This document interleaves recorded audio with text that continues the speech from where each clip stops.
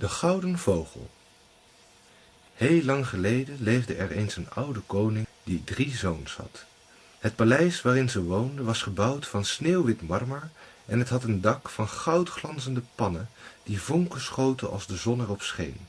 In de tuin van het paleis bloeiden de prachtigste bloemen in fraai aangelegde perken en als het zomers in de zon te warm werd, kon men verkoeling zoeken in de schaduw van trotse, hoge bomen waarin talloze, bontgekleurde vogels woonden. Nu was er 1 boom, een appelboom, die echt heel bijzonder was. In het hele land was er niet 1 zoals die. In het voorjaar, als de boom gehuld was in een kleed van lichtgroene blaadjes, zou je het niet zeggen dat die anders was dan de andere bomen. En ook 's zomers, als de roze-witte bloesem was uitgebloeid, zou je kunnen denken dat het een gewone appelboom was, die daar een beetje verdwaald stond tussen de hoge zilverpopulieren, waarvan de blaadjes nooit ophielden met ritselen. Nee, het bijzondere van de appelboom bleek pas als het najaar was geworden. Dan droegen de knoestige takken een vracht van kogelronde gouden appels, zodat het leek alsof er honderden kleine zonnetjes tussen de bladeren hingen. De koning was heel trots op zijn bijzondere appelboom en hij liet de kostbare vruchten dan ook iedere dag tellen. Maar tot zijn schrik bleek op een zekere dag dat 1 van de appels was verdwenen. De tuinman die het had ontdekt, durfde de boodschap bijna niet aan de koning over te brengen. "Vannacht houd jij de wacht bij de appelboom," zei de koning tegen zijn oudste zoon toen hij dat had gehoord. Maar de oudste prins viel midden in de nacht in slaap en de volgende morgen was er weer een appel verdwenen. Toen was het de beurt aan de middelste zoon, maar hem ging het niet veel beter af dan zijn broer.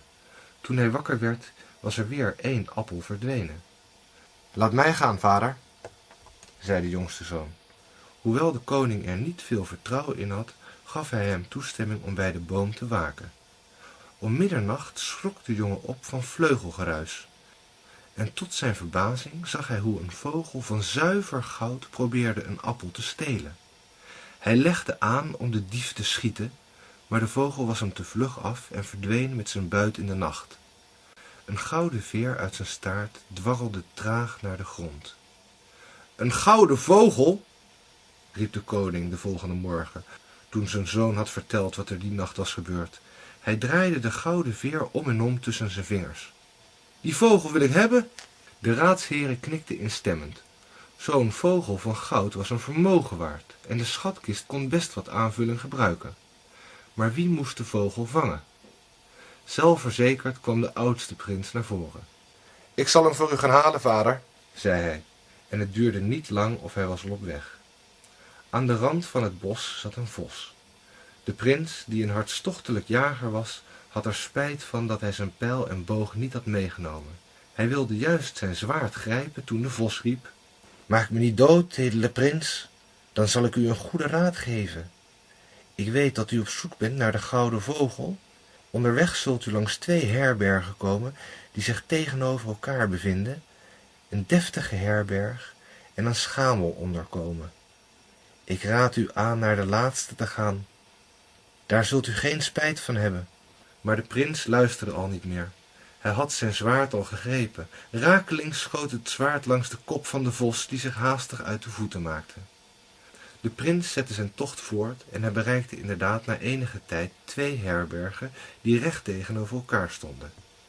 Vanuit de openstaande ramen van de deftige herberg klonk vrolijk gelach en gezang, maar de andere zag er somber en verlaten uit.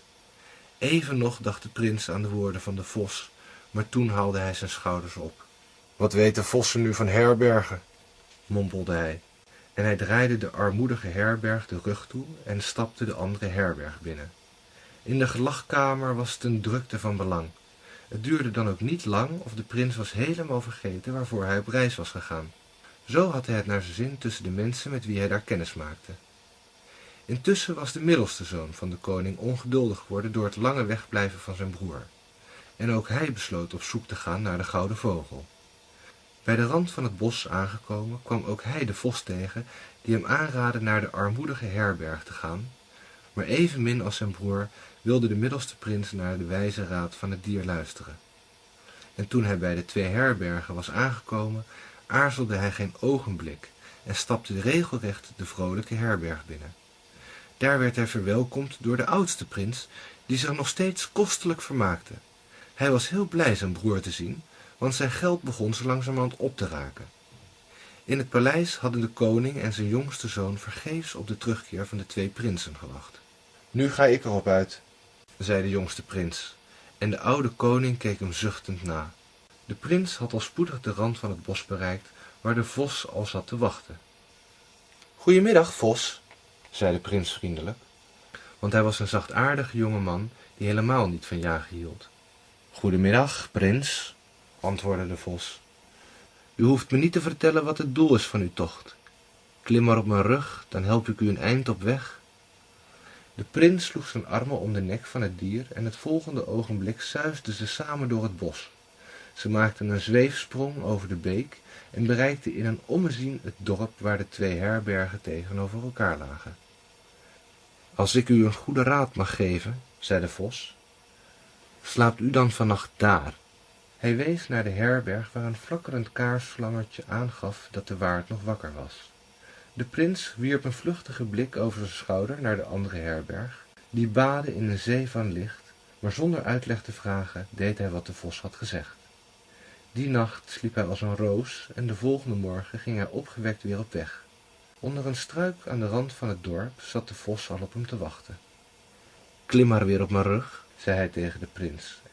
En daar gingen ze er weer vandoor, dwars door de bloeiende weide, tot ze bij een groot kasteel kwamen.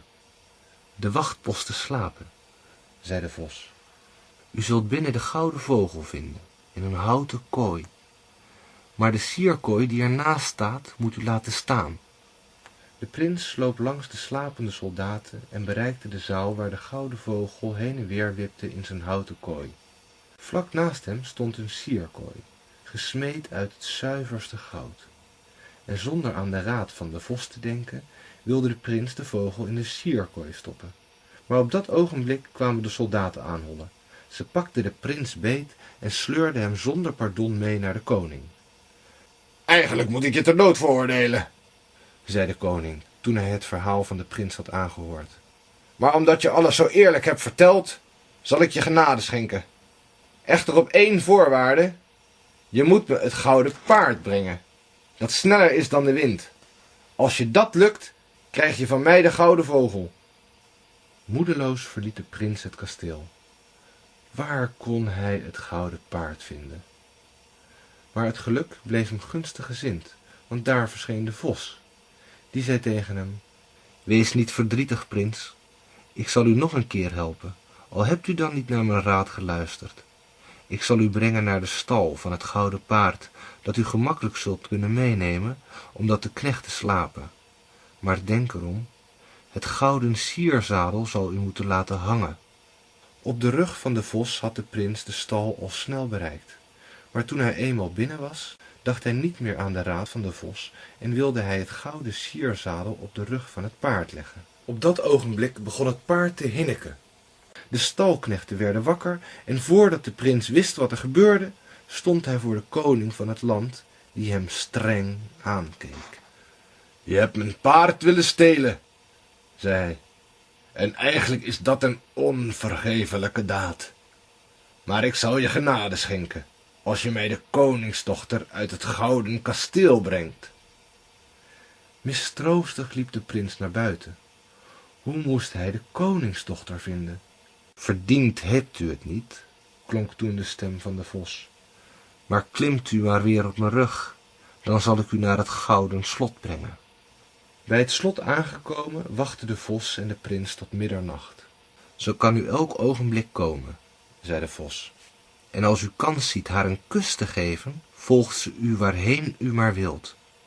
Maar laat haar geen afscheid nemen van haar ouders, want dan bent u verloren. Nauwelijks had de vos dat gezegd of de mooie prinses verscheen. De prins stormde op haar af om haar een kus te geven. De prinses keek hem met haar stralende blauwe ogen aan en zuchtte: met jou ga ik naar het einde van de wereld, maar eerst wil ik mijn ouders vaarwel zeggen. De prins was zo beduusd dat hij niet dacht aan wat de vos had gezegd. Samen met haar ging hij naar binnen om afscheid te nemen van de koning en de koningin. Maar nauwelijks waren ze het slot binnengegaan of de soldaten namen hem gevangen en sleepten hem naar de koning. Eigenlijk zou ik je moeten laten ophangen, Zei de koning. want je hebt een dochter willen ontvoeren. Maar als je binnen 8 dagen de berg afgraaft die daar mijn uitzicht belemmert, dan mag je haar meenemen. De prins begon dapper te graven, maar het leek wel of hij op de 7e dag even ver was als op de eerste. Hij wilde juist gaan zitten om wat uit te rusten, toen hij achter zich geritsel hoorde. Hij keek om en zag de vos, die zonder iets te zeggen uit alle macht begon te graven. In minder dan geen tijd was de berg verdwenen, en de prins mocht met de koningsdochter het paleis verlaten. Nu gaan we eerst het gouden paard halen, zei de vos die op de prins en prinses had staan wachten. Klim maar op mijn rug. En hop, daar waren ze alweer op weg. Maar zodra de prins bij de stal was aangekomen en het gouden paard naar buiten had geleid, ging dat er met zo'n vaart vandoor dat hij nog maar net tijd genoeg had om erop te springen. Nu de gouden vogel, Hijgde de vos, die met de prinses op zijn rug achter hem aangaloppeerde. En even later sloop de prins door de zaal met de slapende wachters met de gouden vogel naar buiten. Neem de prinses op uw paard, zei de vos. Dat deed de prins. Met een zwaai zette hij haar achter zich in het zadel en zo gingen ze op weg naar het geboortestadje van de prins. De prins merkte niet dat de vos even later in de struiken verdween. Al na een half uur reden de prins en de prinses op het gouden paard het marktplein op. heb je het gehoord? Vroegen de mensen aan hem. Morgen worden er 2 oplichters voor de rechter geleid. Ze hebben een tijd lang in een van de herbergen in een naburig dorp feest gevierd en nu kunnen ze de rekening niet betalen. De prins vroeg niet verder. Hij bracht de prinses en de gouden vogel naar het paleis van zijn vader. En toen reed hij zo snel hij kon naar het dorp met de 2 herbergen, want hij had wel begrepen dat die 2 oplichters zijn broers waren. Maar erg veel dankbaarheid toonden de prinsen niet. Toen ze zagen hoeveel geld hun jongste broer bij zich had, besloten ze hem ervan te beroven. Terwijl de ene hem afleidde met allerlei mooie praatjes, giste de ander zijn beurs weg. Daarna gaven ze hem zo een duw dat hij achterover tuimelde en versuft op de grond bleef liggen. Toen hij een poosje later wakker werd, waren zijn broers verdwenen. Teleurgesteld over zo'n lelijke daad keek die jongen om zich heen. Maar wie zat daar, half verbogen onder de struiken? Zijn goede vriend de vos, die hem nu al zo dikwijls had geholpen. Ik zal u een goede raad geven, zei het dier. Uw broers hebben wachtposten uitgezet die u moeten doden zodra ze u zien. Ze willen de prinses, de vogel en het paard voor zichzelf hebben. Niet ver hier vandaan zit een arme man. Geef hem uw kleren en trek zelf zijn kleren aan. Op die manier komt u wel langs de soldaten. De prins deed wat de vos hem had gezegd. Vermomd als bedelaar bereikte hij veilig het paleis van de koning. Nauwelijks was hij daar aangekomen, of de gouden vogel, die sinds zijn vertrek had gezwegen, begon de mooiste liedjes te fluiten. Het gouden paard, dat geen hap had willen eten, knabbelde vrolijk aan zijn haver. En de prinses, die niets had gedaan dan huilen, droogde haar tranen en zei: Ik krijg ineens een blij gevoel, alsof mijn bruidegom is aangekomen. Toen ze de bedelaar zag, herkende ze hem meteen. Ze viel hem om de hals en kuste hem, waarna alles toch nog goed kwam.